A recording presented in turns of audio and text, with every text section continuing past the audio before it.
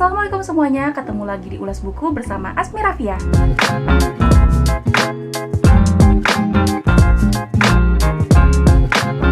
Kabar semuanya, semoga semua tetap sehat selalu. Dan kalau di antara kalian ada yang sakit, semoga lekas disembuhkan ya. Karena sekarang wabah kembali merebak dan sekarang lebih parah gelombangnya. Jadi kita juga menghadapi lockdown lagi supaya tetap terjaga kesehatan kita. Dan buat kalian yang harus beraktivitas di luar, tetap dijaga protokol kesehatannya. Dan semoga kalian semua dijauhi dari mara bahaya ya.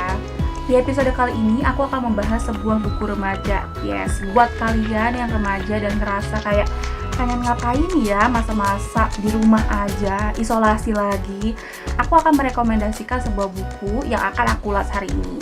Yaitu apa bukunya? Ini dia, Starstruck Syndrome Raya Wijaya. Sebelumnya nih, aku mau trivia dulu. Jadi buat kalian yang suka banget dengan cerita dengan tokoh utamanya sebagai artis atau orang populer, nah, buku ini juga menceritakan tentang itu.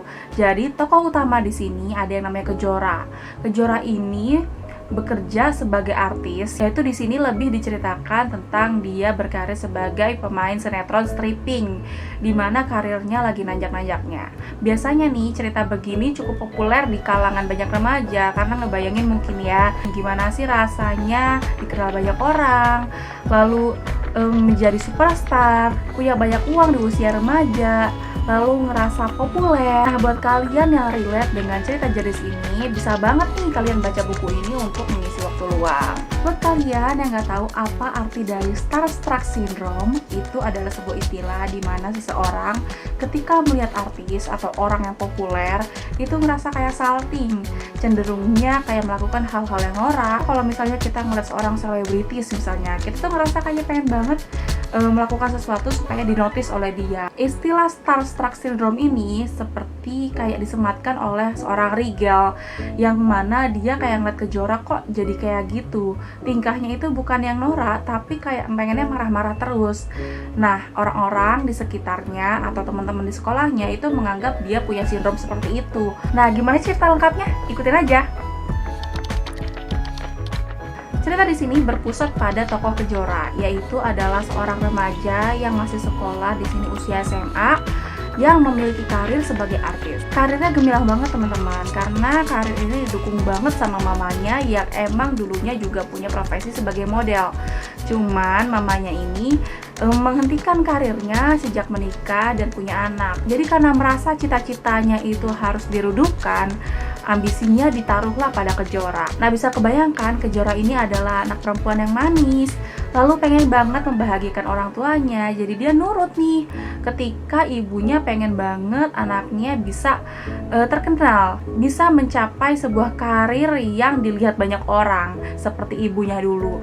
Lalu dari kecil dia dibina untuk jadi artis.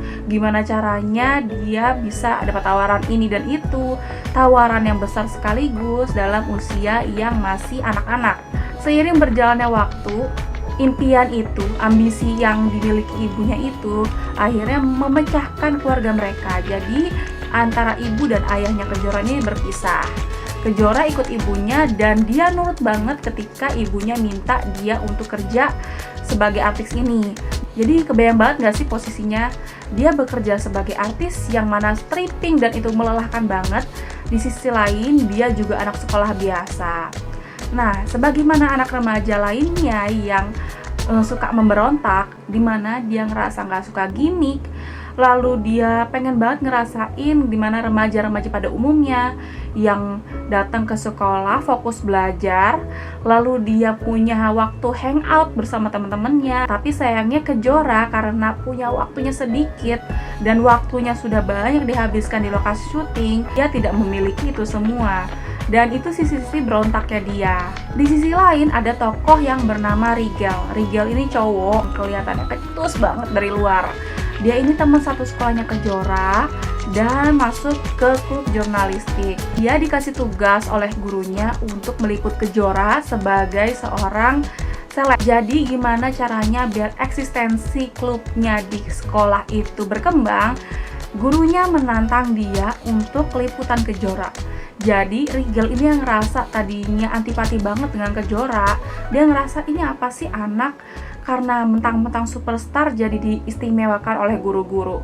Lalu dia ngerasa nggak suka banget dengan anak-anak yang artis kayak gini. Maksudnya teman-teman dia yang seharusnya memiliki kehidupan yang sama kayak dia, kok hanya karena si Kejora ini artis jadi diistimewakan oleh gurunya. Tapi Rigel nggak ada pilihan lain. Akhirnya dia datang ke lokasi syutingnya Kejora untuk meliput. Nah, hidup Kejora yang tadinya ngerasa lurus aja karena nurut sama orang tuanya, terlebih nurut sama mamanya, ngerasa kayak punya warna yang lain ketika bertemu dengan Rigel. Dia ngerasa, oh ini ternyata ada loh jurnalis yang meliput dia bukan karena gosip. Rigel ini datang untuk menanyakan sebuah opini yang siapa tahu bisa jadi insight buat majalah di sekolahnya. Tawaran ini tentu aja disanggupi oleh Kejora karena dia butuh berita-berita yang kayak gini. Dia nggak suka banget berita-berita tentang gosip, dia nggak suka banget disuruh gimmick meskipun industrinya menuntut untuk seperti itu. Memangnya gimmick apa sih yang dilakukan oleh Kejora? Nah, Kejora ini guys, karena dia masih remaja banget dan dia itu dimanajeri oleh ibunya langsung, kebanyakan adalah ibunya yang mengatur dia harus ngapain. Dia diperlakukan kayak boneka gitu. Pokoknya ibunya ini gimana caranya biar Kejora ini populernya tingkat tinggi, dia ngatur Kejora itu harus ngapain, gimmicknya harus diapain, atau apa yang harus dia lakukan, tawaran-tawaran apa yang harus diambil. Nah, sisi lain Kejora ini pengen buka topeng. Dia mulai bisa berontak setelah ketemu Rigel karena dia ngerasa Rigel ini memanggil jiwanya yang sering banget dia kubur dalam-dalam. Salah satu gimmick yang dia lakukan demi bisa membahagiakan ibunya adalah ketika produsernya atau kru yang bekerja dengannya itu minta dia gimmick untuk pacaran dengan cowok yang namanya Lean. Lean ini adalah lawan mainnya di sebuah sinetron, dan karena gimmick ini orang-orang banyak yang meliput dia. Gimana ceritanya sampai bisa jadian? Bagaimana anak baik, Kejora juga nurut-nurut aja. Sementara sisi dalam dirinya tuh nggak terima. Sementara Lean, dia senang banget jadi spotlight, ditambah dia juga punya tuntutan untuk membiayai hidup keluarganya. Jadi dia menyetujui dengan gimmick ini, sama seperti ibunya Kejora, supaya eksistensinya tetap berkibar. Nah, di sini deh mulai ada konflik-konflik yang seru, yang relate banget dengan dunia remaja, di mana Kejora sebagai pemberontak, Rigel yang keras banget dengan pendapatnya sendiri, lalu Lean yang dituntut untuk bisa menghidupi keluarganya dengan berkarir sebagai artis di ibu kota. Hal yang aku sukai banget dari buku ini adalah ketika ada penggambaran tentang dunia broadcasting, dunia selebritis atau entertainment, dunia showbiz. Dan mungkin karena aku pernah bekerja sebagai jurnalis di sebuah TV swasta, jadi aku ngerasa tahu nih, oh ini bukan tempelan loh gitu.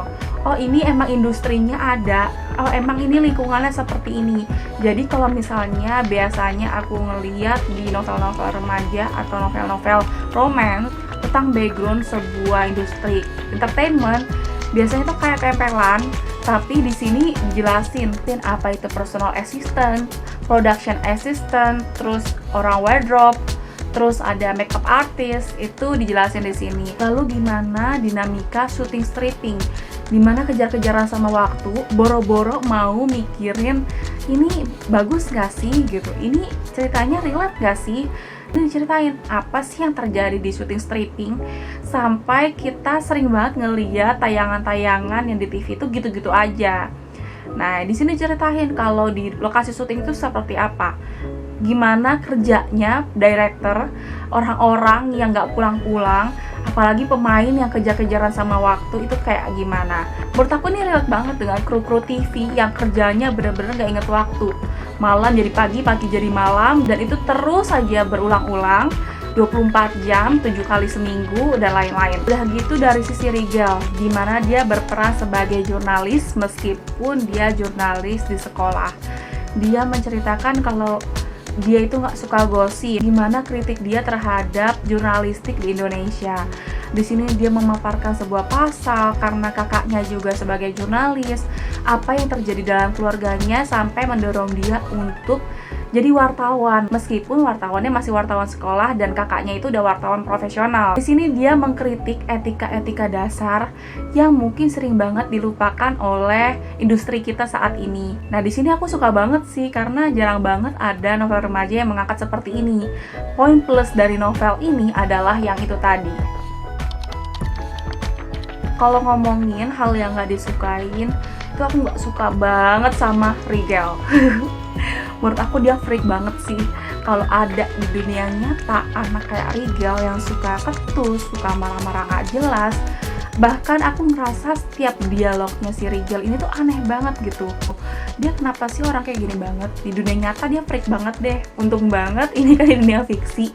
Dan ini dia berhadapan dengan Kejora. Kejora juga nggak masalah dengan sifatnya Rigel, meskipun aku nggak suka banget dengan karakter Rigel yang freak banget itu. Tapi ternyata di sini dia sosok yang diidam-idamkan sama Kejora dan salah satu teman mereka yang namanya Zinka, karena si Zinka ini juga ternyata memendam perasaan kepada si Rigel. Oke, video hari ini terima kasih banget buat teman-teman yang nonton, dan buat kalian yang penasaran sama novel ini silakan kunjungi di e-commerce karena sekarang kan kita dibatasi untuk keluar rumah dan banyak banget toko buku yang tutup. Jadi ini bisa kalian dapatkan di online store dan di e-commerce, karena aku juga waktu itu beli waktu ada diskon di gramedia.com.